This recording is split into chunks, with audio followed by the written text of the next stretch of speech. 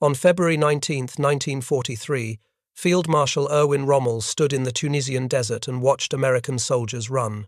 His Afrika Korps had torn through their positions at Kasserine Pass like a blade through paper. Tanks abandoned in the sand. Artillery pieces captured before their crews could fire a single round.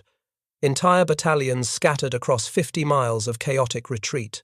6,500 American casualties in just 6 days, including 3,000 captured. Rommel wrote to his wife that night with something approaching satisfaction. The Americans, he noted, had not yet learned how to fight.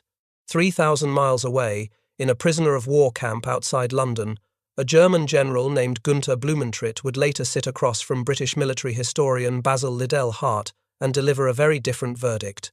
"We regarded General Patton extremely highly," Blumentritt said, "as the most aggressive panzer general of the Allies, a man of incredible initiative and lightning-like action. His operations impressed us enormously, probably because he came closest to our own concept of the classical military commander. He even improved on Napoleon's basic tenet of speed and more speed." Rommel believed the Americans were amateurs. Blumentritt knew they had become something far more dangerous. The journey between those two assessments, between contempt and fear, reveals one of the most remarkable military transformations in modern history. It explains why German soldiers who faced British, Canadian, and American forces came to describe each enemy in fundamentally different terms. The British they called professional and methodical, the Canadians they called ruthless. But the Americans they described with words that carried a different weight entirely: overwhelming, unpredictable, relentless, and above all, terrifying in their firepower. This is the story of how German soldiers learned to fear American infantry and why they never felt quite the same way about anyone else. The German confidence that shattered at Kasserine had deep roots stretching back decades. In the years before America entered the war, German military intelligence compiled detailed assessments of American fighting capacity. The conclusions were remarkably consistent across every analyst and every report. The United States Army in 1939 ranked 19th in the world in total size, smaller than the armies of Portugal and Romania. American factories produced automobiles and washing machines, not tanks and artillery pieces. The nation had not fought a major war in over 2 decades.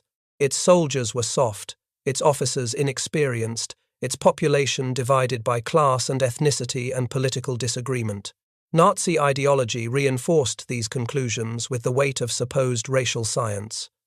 Adolf Hitler believed that national strength flowed from racial purity and cultural homogeneity.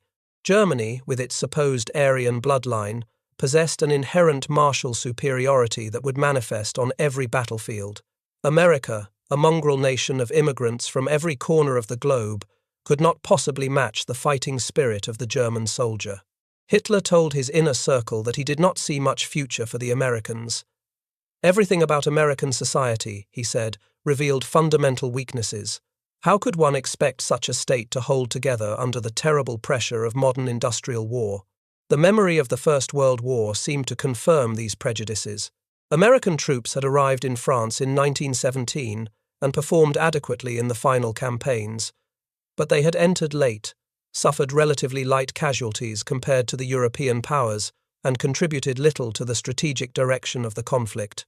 German officers who had faced those green doughboys in the Meuse-Argonne remembered them as enthusiastic but undisciplined, brave but tactically naive, willing to attack frontally but unable to sustain complex operations. The idea that their sons would be fundamentally different seemed implausible to men who had spent their entire careers studying the art of war. When American forces finally met the Wehrmacht in combat at Kasserine Pass, every German assumption appeared completely vindicated. Major General Lloyd Fredendall commanded the American Second Corps with spectacular incompetence that would later become a case study in military academies worldwide. He dispersed his forces across a 30-mile front, leaving units isolated and unable to support each other. He positioned his headquarters in an elaborate bunker carved into a mountainside 70 miles behind the lines, far from the fighting he was supposed to direct. His orders were confused, his communications poor, his grasp of the tactical situation almost non-existent. Engineers who should have been preparing defensive positions were instead excavating his underground command post. His troops had trained for months in England and North Africa, but training exercises and actual combat are fundamentally different experiences. Many replacements had arrived only days before the battle, some without completing their basic training. Rommel struck on February 14, 1943, with the confidence of a commander who had spent 2 years defeating British forces across the North African desert. His panzers rolled through gaps in the American line that should never have existed. Artillery positions were overrun before they could fire effective salvos. Infantry units broke and fled without orders, abandoning equipment worth millions of dollars in the desert sand. American tanks, caught in the open without infantry support, burned under the accurate fire of German 88mm guns that had already earned a fearsome reputation. The retreat became a route that spread panic through the American rear areas. Officers lost contact with their men in the confusion. Units that should have supported each other fought in isolation and were destroyed in detail by concentrated German forces. Prisoners by the thousands marched into German captivity, stunned by the speed and completeness of their defeat. Omar Bradley, who would later command the largest American force in history during the invasion of France, called Kasserine probably the worst performance of United States Army troops in their whole proud history. The assessment was harsh but not unfair. Everything that could go wrong had gone wrong. Leadership had failed at every level. Coordination between units had collapsed. The tactical proficiency that comes only from experience was completely absent. German commanders drew the obvious conclusions from this catastrophe. The Americans lacked the hardness and cohesion required for sustained combat against professional soldiers who had been fighting for years. Their material abundance could not compensate for their tactical incompetence and poor leadership. Their diverse population produced soldiers without the cohesion or fighting spirit that came from shared national identity. Rommel wrote that the Americans would require months, perhaps years, to develop into serious opponents worth respecting.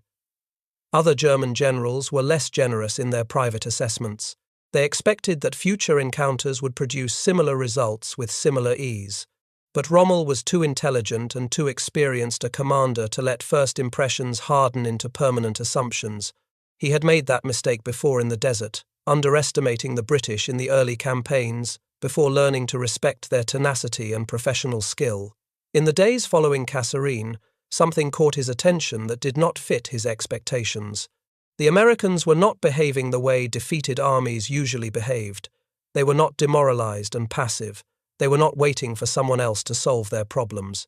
They were reorganizing with a speed that seemed almost unnatural, as if the defeat had awakened something rather than broken their spirit.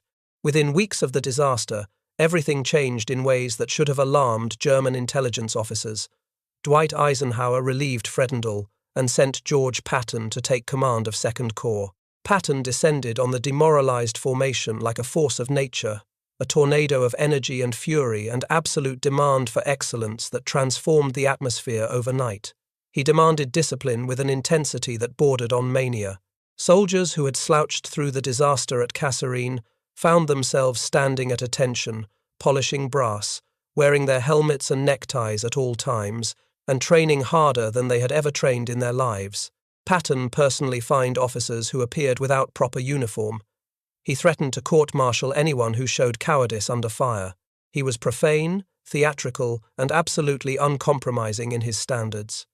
He drove his men relentlessly because he understood something that Rommel was only beginning to suspect. The Americans who broke at Kasserine were not yet soldiers. They could become soldiers. And they would become soldiers faster than anyone in the German high command believed possible. The transformation revealed itself with shocking clarity at Guettar on March 23, 1943, barely 4 weeks after the Kasserine debacle ended. Patton positioned his forces across the approaches to the vital pass and prepared defensive positions with care that had been absent in February. He waited for the inevitable German counterattack with confidence rather than anxiety. When 50 tanks of the 10th Panzer Division rolled forward that morning through the morning mist, their crews expected to scatter the Americans as easily as they had at Kasserine. They advanced with the casual confidence of men who had beaten this enemy before and saw no reason to expect different results. They were catastrophically wrong. American mines disabled the lead panzers, blocking the narrow approach and channeling the following vehicles into killing zones. Tank destroyers opened fire from concealed positions with accuracy that surprised the German crews. Infantry held their ground with discipline that had been absent 4 weeks earlier, firing with accuracy and maintaining unit cohesion under pressure. And then the artillery began its terrible work. What the Germans encountered at Guettar was something entirely new, something that would define American ground combat for the remainder of the war in ways they could not yet understand. Not just more guns, though the Americans certainly had more guns than they had possessed at Kasserine.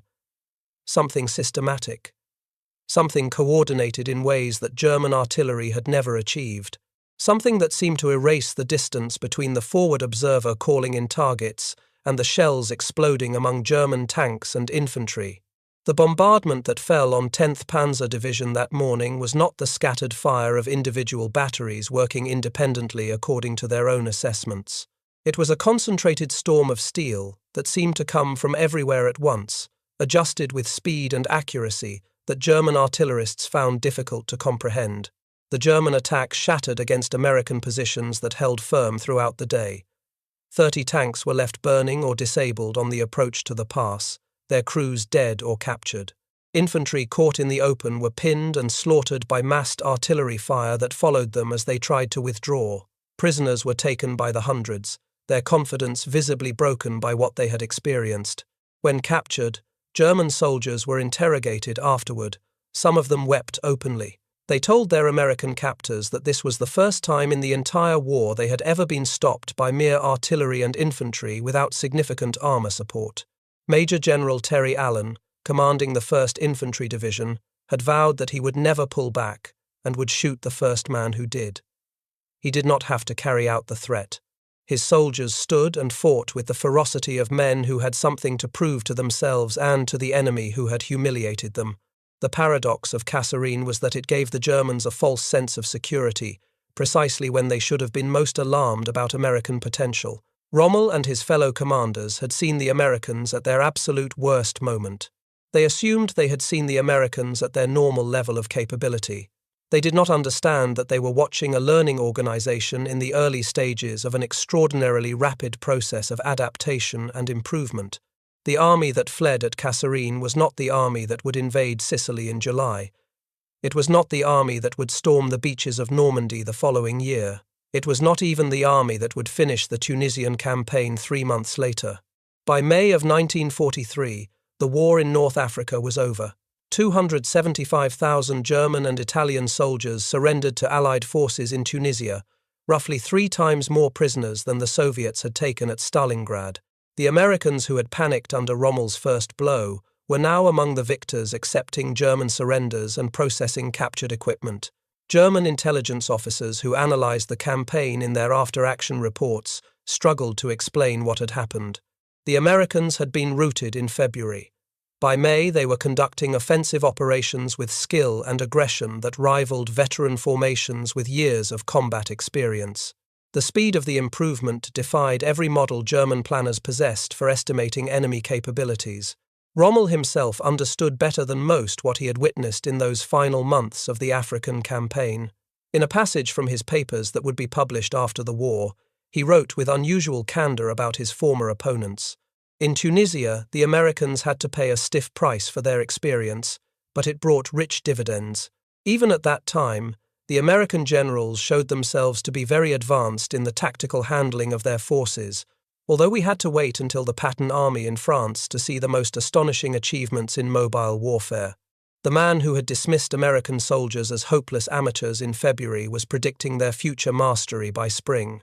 What Rommel was witnessing, though he could not fully articulate it in doctrinal terms, was the emergence of a military system unlike anything the Germans had ever faced in their previous campaigns. The individual American soldier might or might not be the equal of his German counterpart in training, motivation, or raw tactical skill. But individual skill was only one variable in a complex equation that determined battlefield outcomes. The Americans were building something that multiplied the effectiveness of every rifleman, every tank crew, every artillery battery far beyond what their individual capabilities would suggest. They were building an integrated machine for waging modern industrial warfare. The heart of that machine was the American artillery system, and German soldiers would come to fear American artillery more than any other weapon they faced on the Western Front. German veterans and officers who survived the war consistently identified American artillery as the weapon they feared most, more than tanks with their thick armor and powerful guns, more than the fighter bombers that ruled the daytime skies, more than anything else on the battlefield. The reason was not simply volume of fire, though American guns certainly fired more shells more often than German guns could match. The reason was an entire integrated system of fire control that had no equivalent in any other army in the world, including the vaunted Wehrmacht. The American Fire Direction Center was developed at Fort Sill, Oklahoma, during the quiet years between the wars when most nations were cutting their military budgets and paying little attention to artillery innovation. Unlike British or German systems, where forward observers controlled their own batteries through direct communication links and each battery operated somewhat independently, the American system centralized fire control at the battalion level in ways that multiplied effectiveness. Any observer anywhere on the battlefield could call for fire from any battery in range without needing a prior relationship. Fire requests could be passed upward from battalion to division to corps level with remarkable speed, concentrating the guns of an entire army on a single critical target if the situation demanded such concentration. The mathematics of fire control were simplified through mechanical aids and standardized procedures that reduced the time from request to shells on target to approximately 3 minutes. German systems required 10 to 12 minutes to achieve the same result, and often could not mass fires from multiple units with the same efficiency. The practical consequences of this time and coordination difference were devastating for German troops who found themselves on the receiving end. A single American observation aircraft, a fragile Piper Cub with fabric covering and no weapons and a top speed barely faster than an automobile, could call down the fire of dozens of guns on any target visible from the air. German soldiers learned to dread the appearance of those tiny aircraft circling overhead. They knew exactly what followed when a Cub began orbiting their position. Within minutes, shells would begin falling with accuracy that seemed almost supernatural in its precision. The observer would adjust fire methodically, walking the bombardment across German positions until nothing remained but craters and corpses and shattered equipment. The Americans perfected a technique called time on target that multiplied the terror of their artillery beyond anything the Germans had experienced in any previous campaign. Batteries of different calibers positioned at varying distances from the target would calculate their firing times with precise coordination, so that all shells from all guns arrived simultaneously within a window of just a few seconds. For German soldiers in the impact zone, silence would be shattered by instantaneous saturation with no warning whatsoever. There was no first shell to send men diving for cover before the main barrage began. Just sudden, overwhelming destruction appearing from nowhere, as if the sky itself had collapsed on their positions. At Elsenborn Ridge during the Battle of the Bulge in December of 1944, this system enabled the massing of 348 artillery pieces against the 6th SS Panzer Army, one of the largest artillery concentrations in the history of warfare up to that time. The concentrated fire broke attack after attack by elite German formations that had expected to sweep aside American resistance with the same contempt they had shown at Kasserine 2 years earlier. The 12th SS Panzer Division, the Hitler Jugend composed of fanatical young soldiers who had been indoctrinated since childhood, was decimated trying to advance through that artillery storm. Their tanks burned where they stopped under the rain of shells. Their infantry died in windrows, cut down by shrapnel and blast. Their offensive, meant to reach Antwerp and split the Allied armies in two, collapsed within sight of its first-day objectives. The introduction of the proximity fuse for ground combat in December of 1944 added another dimension of horror to American artillery fire that German troops had never encountered.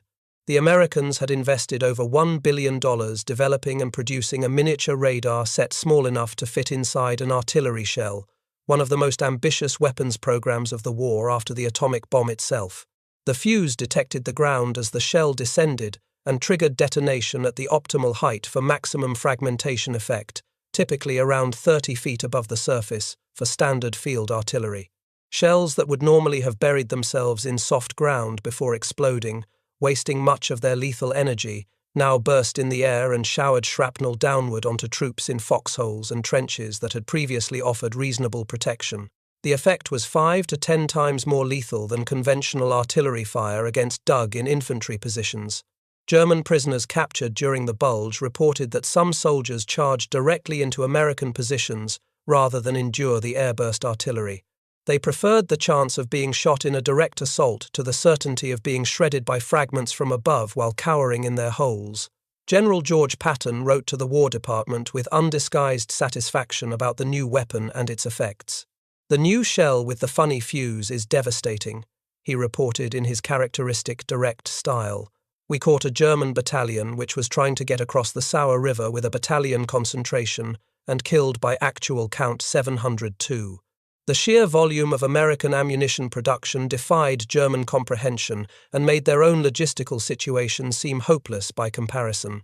Battery C of the 337th Field Artillery Battalion fired its 300,000th round between June of 1944 and March of 1945, an output that would have exhausted German ammunition stocks for an entire corps.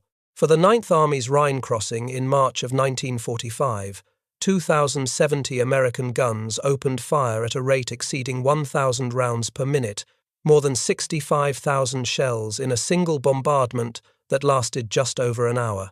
German artillery, forced to conserve every shell and using a logistically nightmarish mix of captured guns from across occupied Europe that each required different ammunition, could not begin to match this output. General Hans Eberbach, commanding 5th Panzer Army in Normandy, documented in his reports that his artillery included guns manufactured in France, Czechoslovakia, Poland, and the Soviet Union, in addition to German pieces, each type requiring different ammunition calibers, different spare parts, different maintenance procedures, and different training for the crews. A shell made in one factory would not fit a gun made in another. The Americans, by contrast, standardized everything in their arsenal. A shell manufactured in Ohio would fit a gun assembled in Michigan, being served by a crew trained in Oklahoma. The same industrial logic that Henry Ford had used to revolutionize automobile production now built armies with the same efficiency. The artillery was only one element of the American system, but it illustrated the broader pattern that made American forces so formidable once they reached maturity. Where individual German soldiers might outperform individual American soldiers in small unit engagements and direct firefights, the Americans created force multipliers that magnified the effectiveness of every man in uniform beyond what individual performance would predict. Close air support integrated with ground operations through a system of forward air controllers who could call in fighter bombers within minutes of identifying a target, often faster than German units could react. Every American division was fully motorized with organic truck transport, giving it a mobility that German formations still dependent on horses for much of their supply transport could never match in sustained operations. The logistics chain that supported American operations seemed bottomless to German observers. When tanks were destroyed, new tanks arrived within days from depots that never seemed to empty. When ammunition was expended, more ammunition appeared within hours on trucks that kept coming regardless of losses. The flow never stopped and never even seemed to slow. Normandy became the proving ground where these American systems reached their full maturity and demonstrated capabilities that left German survivors permanently shaken. When American forces came ashore on June 6, 1944, they faced immediate tactical challenges that threatened to stall the entire invasion in its first critical weeks. The bocage country inland from the beaches was a nightmare of ancient hedgerows, earthen banks up to 15 feet high topped with dense vegetation that had accumulated for centuries and turned every small field into a natural fortress. Tanks could not push through the hedgerows without climbing over them and exposing their thin belly armor to anti-tank fire from defenders who held every angle. Infantry advancing without tank support was slaughtered by German machine guns positioned with interlocking fields of fire across each field. The offensive ground to a halt in a bloody stalemate that cost thousands of American lives for gains measured in yards rather than miles. The German commanders who observed the American struggles in the bocage during June and early July briefly allowed themselves to hope that the pattern might hold. Perhaps the lesson of Kasserine would repeat itself in France. Perhaps the Americans would prove unable to solve a tactical problem that required improvisation and adaptation rather than simple material superiority and firepower. Field Marshal Gerd von Rundstedt, commanding all German forces in the West from his headquarters in France, developed a strategy based on this assumption. He would screen off the British sector around Caen, where Montgomery's methodical set-piece attacks could be predicted days in advance and prepared for accordingly, while concentrating his mobile reserves against the Americans, where the terrain so strongly favoured the German defence. The strategy might have worked against a different enemy with less capacity for rapid institutional learning. It did not work against the Americans of 1944. Across the American sector of Normandy, units began independently developing solutions to the hedgerow problem without waiting for orders or guidance from higher headquarters. Tank crews welded steel teeth cut from German beach obstacles littering the Normandy coast onto their hulls, creating improvised devices that could tear through the earthen banks at ground level rather than climbing over them. Infantry squads developed entirely new tactics for clearing each field systematically, coordinating with tanks and artillery in sequences that existing doctrine had never specified because no one had anticipated this exact problem. Engineers experimented with explosive charges, demolitions, and various mechanical solutions. The solutions spread laterally from unit to unit through informal networks of communication, without waiting for approval from division or corps headquarters. The American military culture not only tolerated this grassroots improvisation outside official channels, it actively encouraged innovation at every level. Sergeant Curtis Cullen of the 2nd Armored Division created the most famous innovation of the Normandy campaign, using scrap steel salvaged from the German beach obstacles that Rommel had ordered placed along the invasion coast. He fashioned prongs that allowed Sherman tanks to burst through hedgerows at ground level rather than climbing over them and presenting their vulnerable undersides to German anti-tank weapons. General Omar Bradley saw a demonstration of the device and immediately ordered mass production. Within 3 weeks, 3 out of 5 tanks in 1st Army mounted hedgerow cutters, fabricated by ordnance units working around the clock. The device was kept strictly secret from German intelligence to maximize surprise when the breakout offensive finally came. Operation Cobra launched on July 25, 1944, with a demonstration of American combined arms power that left German survivors in permanent shock.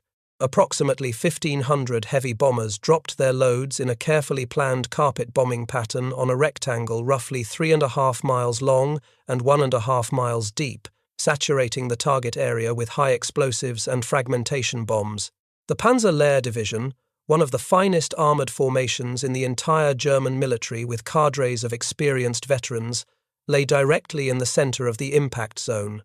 General Lieutenant Fritz Bayerlein, commanding Panzer Lehr, would later write 20 separate manuscripts as a prisoner of war describing in clinical detail what happened to his elite division on that single catastrophic day.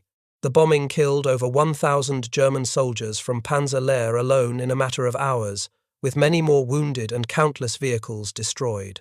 When the dazed survivors emerged from their shattered positions to face the American ground assault, they found that they no longer commanded an effective fighting force capable of coordinated resistance.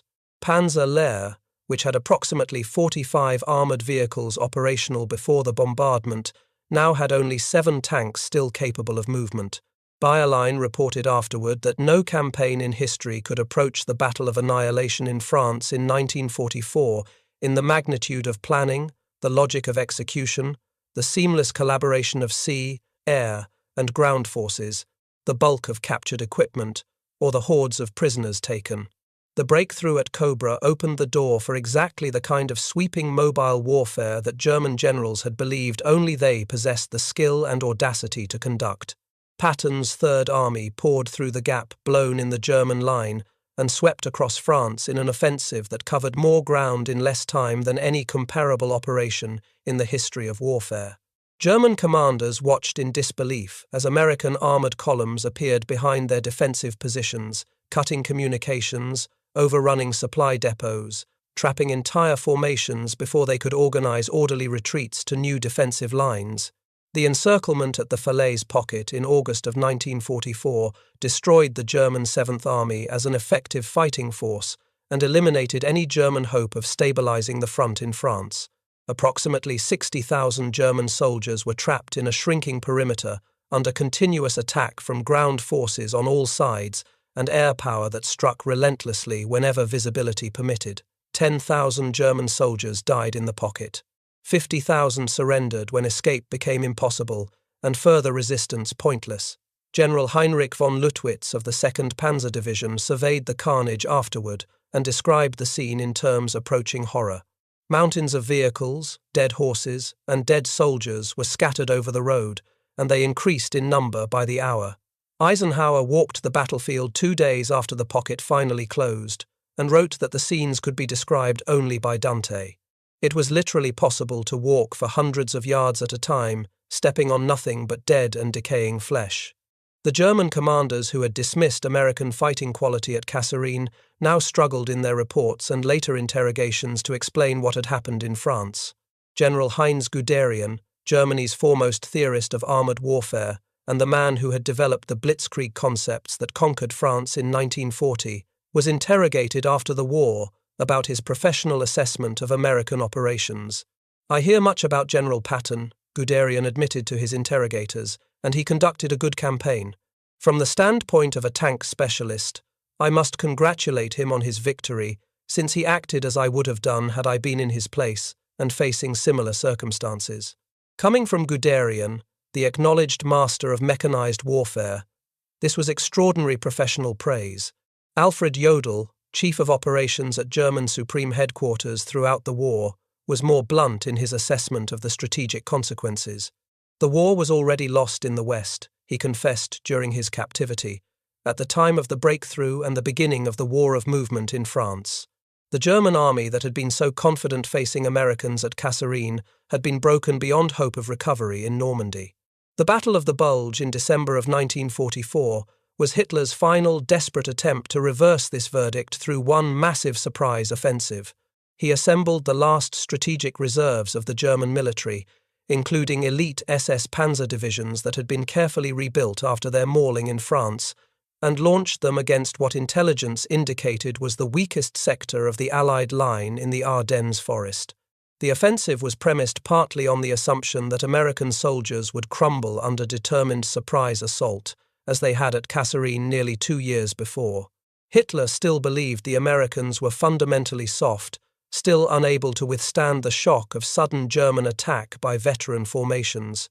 The Ardennes offensive achieved complete tactical surprise when it struck on December 16th. German forces attacked through fog and snow that grounded Allied aircraft and negated American air superiority. The initial assault shattered thinly held American positions along a front of 50 miles and sent shockwaves through Allied command structures all the way back to Eisenhower's headquarters. But what happened in the days that followed demonstrated how thoroughly and irreversibly the American military had transformed since those dark days in Tunisia. At Lanzerath Ridge, 22 American soldiers held a critical position against overwhelming odds. 18 men from 1st Lieutenant Lyle Bouck's Intelligence and Reconnaissance Platoon of the 394th Infantry Regiment, 99th Infantry Division, joined by 4 forward artillery observers from Battery C of the 371st Field Artillery Battalion, faced approximately 500 German paratroopers from the 9th Fallschirmjäger Regiment. These were Wehrmacht paratroops, elite soldiers of the Luftwaffe, formidable opponents by any measure. The Americans held their isolated position through repeated costly assaults for nearly 18 hours, disrupting the carefully planned German timetable and buying precious time for reinforcements to reach threatened sectors. When they finally withdrew after exhausting their ammunition, they had inflicted disproportionate casualties on their attackers. Decades later, the platoon would receive official recognition as the most decorated American unit of its size for a single engagement in the entire war, with members receiving the Distinguished Service Cross, Silver Star, and Bronze Star for their actions that day. SS Lieutenant Colonel Joachim Peiper commanded the spearhead battle group of approximately 4,800 men that was supposed to reach the Meuse River bridges on the first day of the offensive. Instead, his advance took 36 frustrating hours just to reach the small town of Stavelot, the same distance German armoured forces had covered in 9 hours during the victorious 1940 campaign through these same Ardennes forests. American engineers systematically demolished every bridge in his path despite the chaos of retreat. American soldiers emptied fuel depots and set them ablaze rather than let precious gasoline fall into German hands. Every delay cost Paper irreplaceable time and fuel he could not afford. At Elsenborn Ridge, the 2nd and 99th Infantry Divisions established positions and completely blocked the entire 6th SS Panzer Army, the main effort of the German offensive containing some of the finest remaining formations in the Wehrmacht. The 1st Infantry Division held the critical southern flank at Dom-Bütgenbach, while the 9th Infantry Division anchored the northern sector near Monschau. Together, these 4 divisions created a defensive line that the Germans could not break. Infantry bazooka teams stalked and destroyed German armoured vehicles at close quarters in the forests. American artillery massed its fire with devastating effect. The 12th SS Panzer Division, which had confidently expected to lead the breakthrough to Antwerp and victory, was so badly mauled in its repeated attacks that it never regained combat effectiveness as a formation. At Bastogne, the 101st Airborne Division was surrounded by overwhelming German forces that demanded its surrender to avoid unnecessary bloodshed. The defence included not just the paratroopers but also Combat Command B of the 10th Armoured Division, the 705th Tank Destroyer Battalion, and remnants of other shattered units that had retreated into the perimeter. Brigadier General Anthony McAuliffe, temporarily commanding the division, considered the German ultimatum briefly and responded with a single word that would become legendary in American military history: nuts. His defenders held their shrinking perimeter through days of bitter fighting in freezing conditions until Patton's Third Army executed one of the greatest logistical and tactical feats of the entire war, pivoting an entire army of over 100,000 men 90 degrees northward and advancing over 100 miles through winter conditions to relieve the siege on December 26.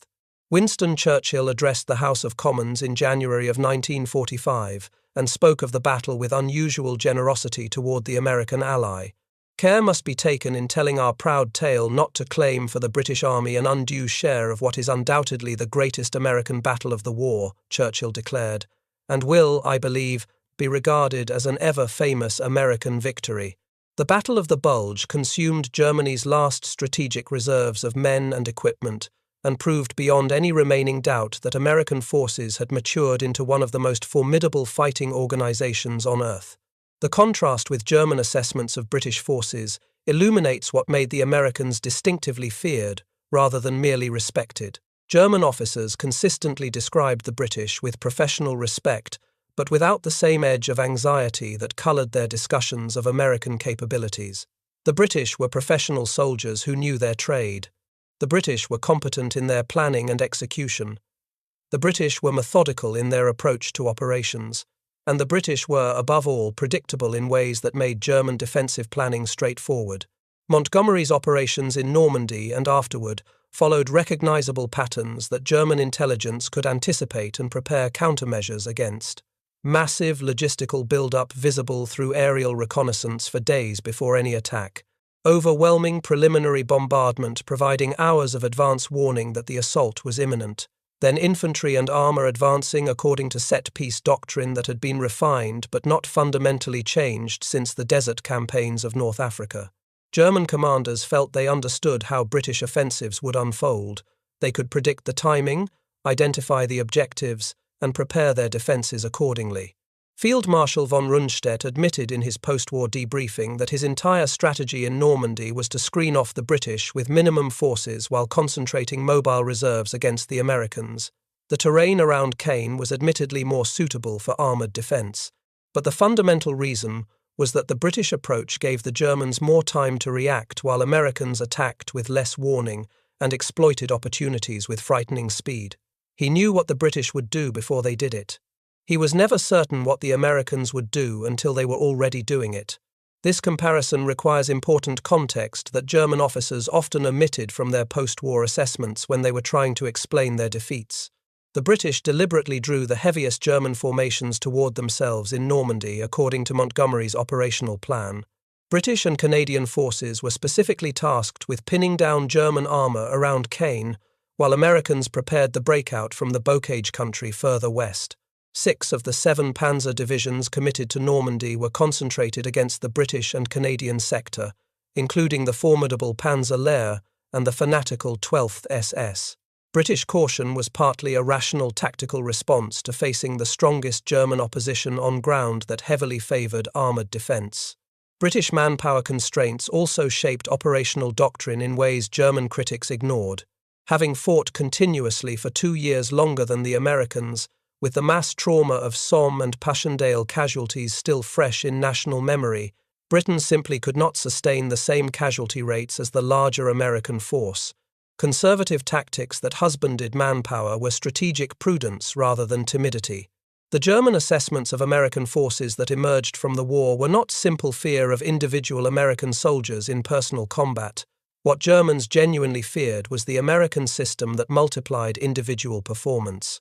The artillery that could mass hundreds of guns on a single target within minutes.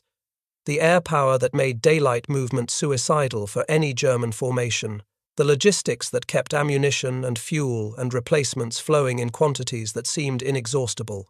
The organizational culture that learned from every failure and adapted faster than German planners believed any army could adapt.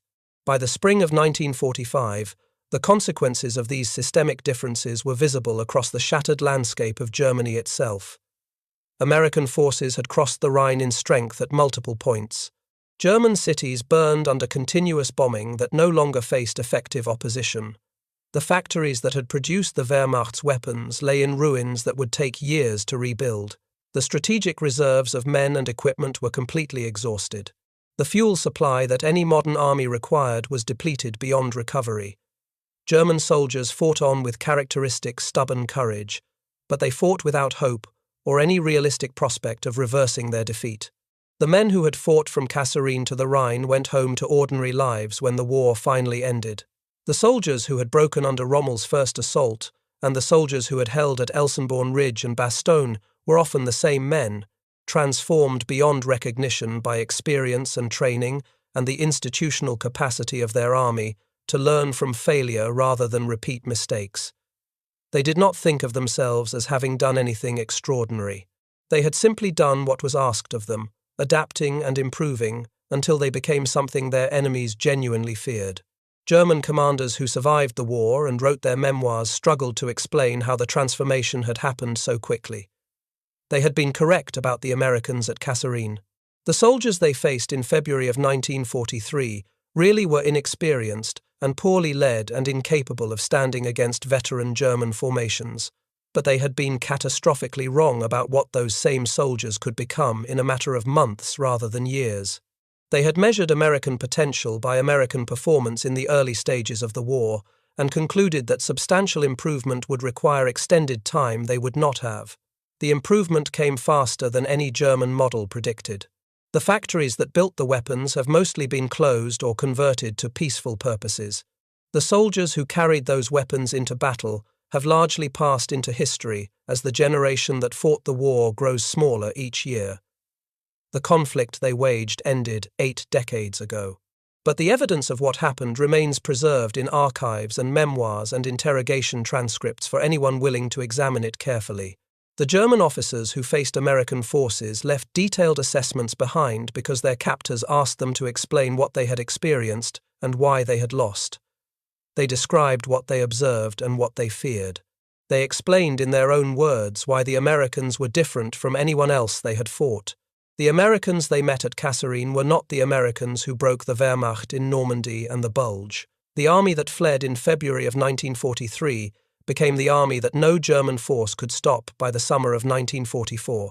That transformation happened because the American military built integrated systems that multiplied individual effectiveness far beyond what raw skill alone could achieve. It happened because American culture treated failure as a learning opportunity rather than a permanent judgment on capability. It happened because ordinary men from farms and factories and cities across a vast continent proved capable of extraordinary growth and achievement when circumstances demanded their best. They were not supermen with abilities beyond normal human capacity. They were simply people who rose to meet an extraordinary challenge when their moment of testing arrived. And in doing so, they gave the German army, which had conquered most of Europe and seemed invincible, a reason to be genuinely afraid. If you found this story compelling, please take a moment to like this video. Your support helps us continue sharing important stories from the Second World War that deserve to be remembered. Subscribe to join our community of history enthusiasts from around the world. We would love to hear from you in the comments, whether you have family connections to this history or simply appreciate learning about the past. Thank you for watching, and thank you for helping keep these stories alive for future generations.